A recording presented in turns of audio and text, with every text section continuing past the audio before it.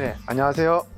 고쳐주는 삼촌 성형외과 전문의 송승욱입니다. 요즘에 많이들 시행하고 있는 기능코 성형에 대한 주제를 가지고 여러분들께 얘기를 해드릴 텐데요.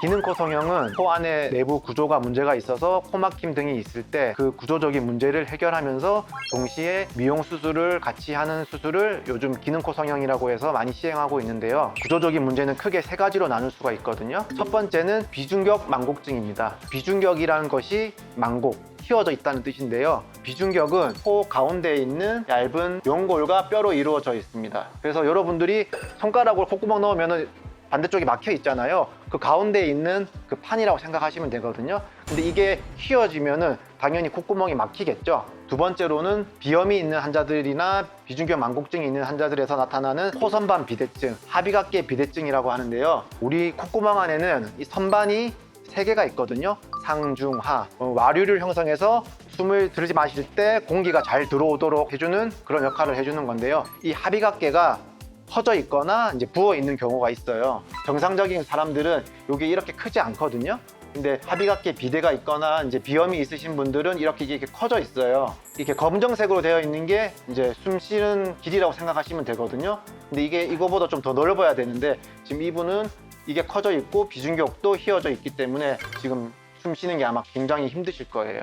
세 번째는 비밸브 협착증이라고 해서 코 천장 부위 쪽에 숨 쉬는 길이 있을 거 아니에요. 그 부위를 밸브라고 하는데 그 밸브가 좁아져 있는 거예요. 여기 오른쪽이 왼쪽에 비해서 많이 좁아져 있죠.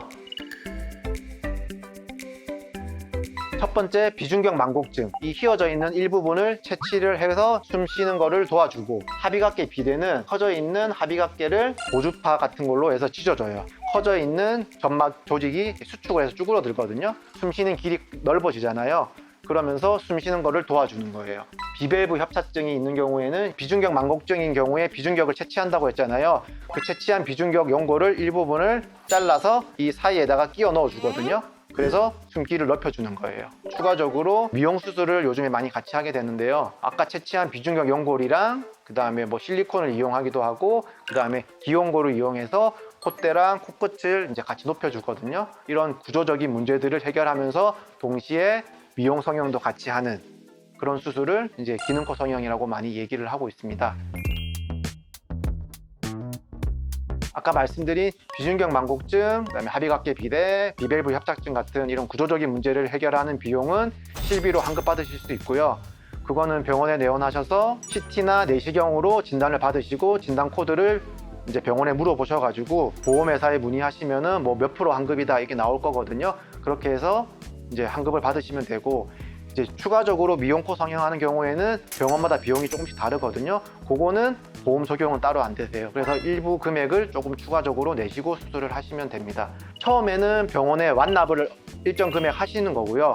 그 이후에 페이백처럼 보험회사에서 일정 부분 페이백 받는다고 생각하시면 간단한 것 같아요. 오늘은 요즘 많이 시행하고 있는 기능코 성형에 대해서 알아봤고요. 그리고 실비 혜택은 어떻게 받는지에 대해서 간략하게 알아봤습니다. 추가적으로 좀 더 궁금한 것이 있으시다면 저희 병원으로 방문해 주시면 좀 더 자세하게 알려드릴 거고요. 오늘 방송이 도움이 되셨다면 좋아요 꾹, 구독 꾹 부탁드리겠습니다.